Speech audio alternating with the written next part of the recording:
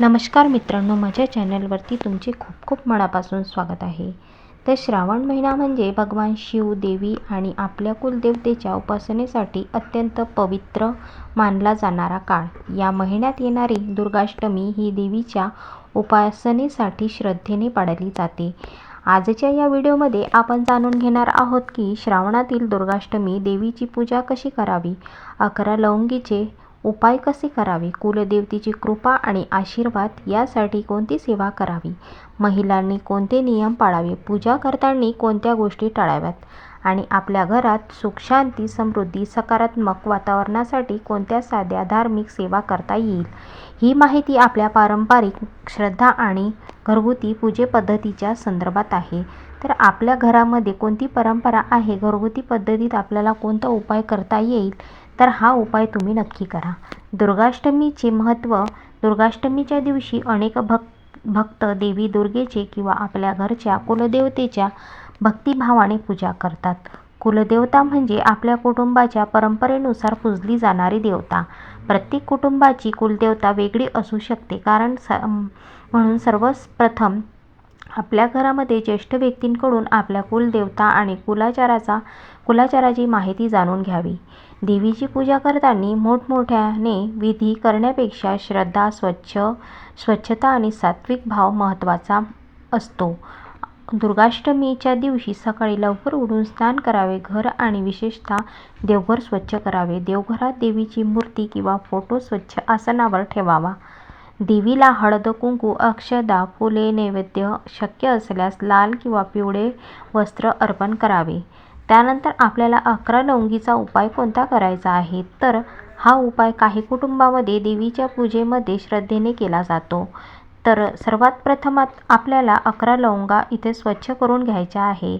एक वाटी किंवा एक छोटी प्लेट, तुम्हाला ताट घ्यायचं आहे. त्यामध्ये अक्षत, कुंकू, हळद, फुले, देवीसमोर लावण्यासाठी दिवा, नैवेद्य.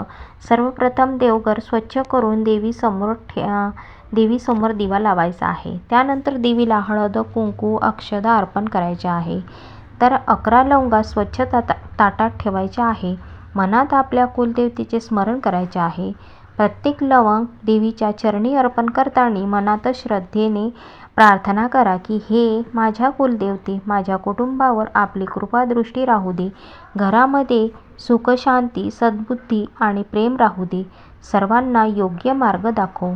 11 लवंगा अर्पण केल्यानंतर देवीची नामजप करावा. आपल्या कुलदेवतेचे नाव माहीत नसल्यास तसेच नामस्मरण करणे अधिक योग्य आहे. उदाहरणार्थ आपण ओम दुर्गये नमः, ओम दुर्गये नमः हा मंत्र तुम्ही श्रद्धेने करू शकता. तुमच्या घरात कुलाचारात दुसरा मंत्र सांगितला असेल तर तो मंत्र त्याचे प्राधान्य द्या. कारण आपल्या कुलाचाराची प्रत्येक वेगवेगळे देवी असतो. त्यामध्ये कुळामध्ये सगळ्या देवींना वेगवेगळे मंत्र बोलले जातात. प्रत्येक देव्या वेगवेगळ्या असतात, तर प्रत्येकाचे वेगवेगळे मंत्र असतात. तर सर्वात आधी महत्त्वाची गोष्ट म्हणजे 11 लवंगा अर्पण केल्यानंतर एखादी इच्छा नक्कीच पूर्ण होईल किंवा एखादी समस्या निश्चितच दूर होईल अशी हमी देणे योग्य नाही. कारण की येथे हा उपाय श्रद्धेने देवीचे स्मरण आणि प्रार्थना करण्याचा पारंपरिक मार्ग म्हणून घेतला आहे. पूजा झाल्यानंतर या लवंगाचे काय करायचे आहे, तर आपल्या घरच्या परंपरेनुसार ठरवा. काही ठिकाणी त्या पूजेतच ठेवतात, तर काही ठिकाणी विसर्जित करतात. तर आपल्या कुलाचाराला प्राधान्य देऊन तुम्हाला कोणती उपाय करायचे आहे त्या लवंगीवर तुम्ही तिथे करू शकता. कोणी लाल कपड्यात सुद्धा बांधून आपल्या घरामध्ये टांगतात, कोणी तिजोरीत सुद्धा ठेवतात, कोणी विसर्जित सुद्धा करतात, तर कोणी देवासमोरच राहू देतात. तर तुम्हाला जे योग्य वाटेल ते तुम्ही तिथे करू शकता.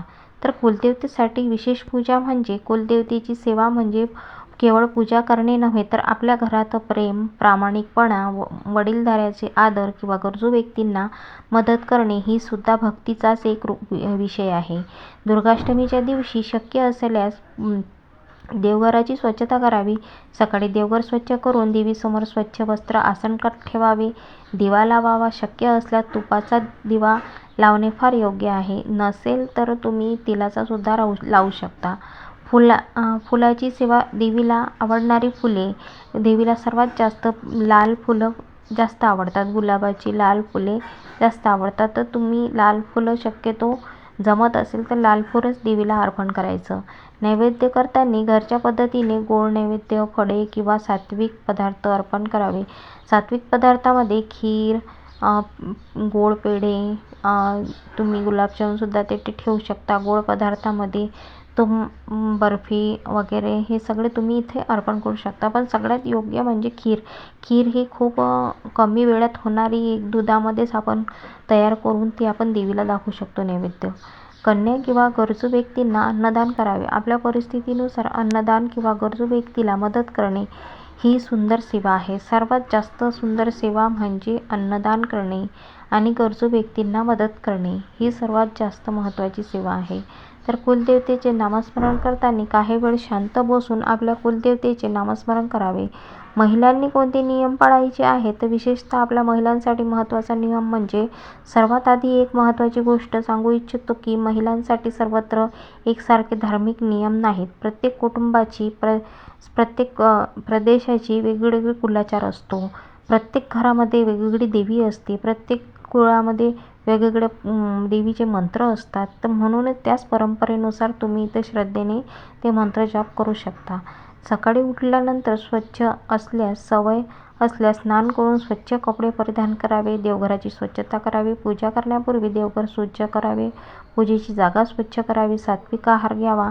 व्रत किंवा उपवास करत असाल तर आपल्या आरोग्याला किंवा घरच्या परंपरेला जमत असेल तसाच तुम्ही उपवास करा.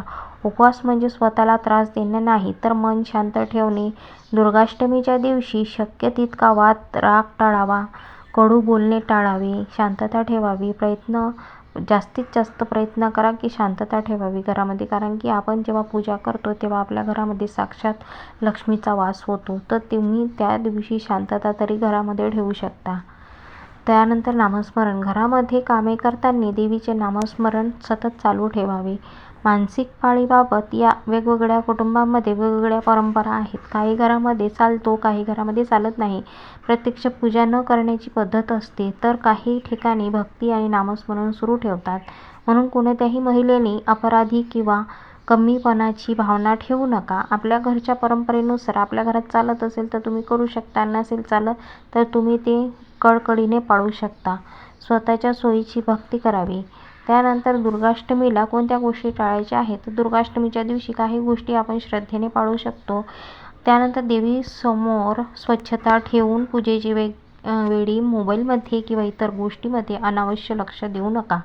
राग, भांडण, अपशब्द टाळावेत. अंधश्रद्धेमुळे भीती निर्माण करू नये. कोणालाही हा उपाय केला नाही तर अनर्थ होईल असे सांगू नये. आपल्या क्षमतेपेक्षा जास्त खर्च करून पूजा करण्याची गरज नाही. देवीला सर्वात महत्त्वाचं म्हणजे श्रद्धा आणि सद्भावना आणि चांगले आचरण हेच देवीला आवडतं. तर कुलदेवतेची कृपा टिकवण्यासाठी आपल्याला कोणते उपाय आणि कोणते विचार ठेवायचे आहे तर कुलदेवतेची आठवण फक्त आपल्या एखाद्या सणापुरतीच मर्यादित ठेवण्यापेक्षा रोज काही क्षण नामस्मरण करणे,